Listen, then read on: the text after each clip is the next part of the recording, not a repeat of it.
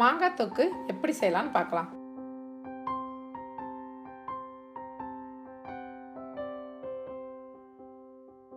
கடாயில் ஆயில் சேர்த்து ஆயில் சூடான பிறகு கடுகு சேர்த்து தாளிச்சுக்கலாம்.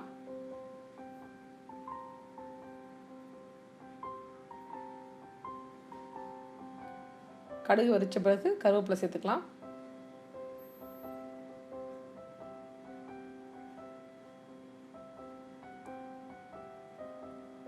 ஒரு ஒட்டு மாங்காயை கியூபாக கட் பண்ணி சேர்த்துருக்கேன். நீங்கள் எந்த மாதிரி மாங்காய் வேணாலும் யூஸ் பண்ணிக்கலாம்.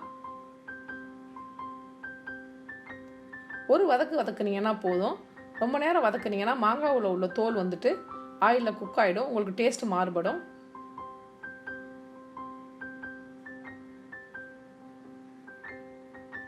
½ கிளாஸ் வாட்டர் சேர்த்துக்கலாம்.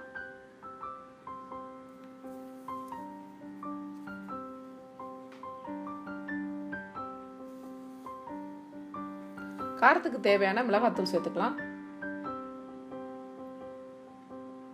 உப்பு சேர்த்து நல்லா மிக்ஸ் பண்ணி விட்டுக்கோங்க.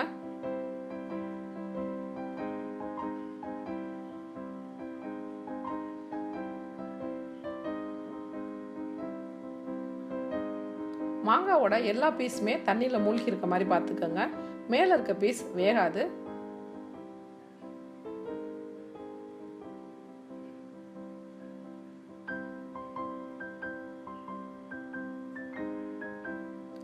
மாங்காவில் உள்ள தண்ணி வத்தின பிறகு வெல்லம் சேர்த்து ஒரு கிளறி விட்டுக்கலாம்.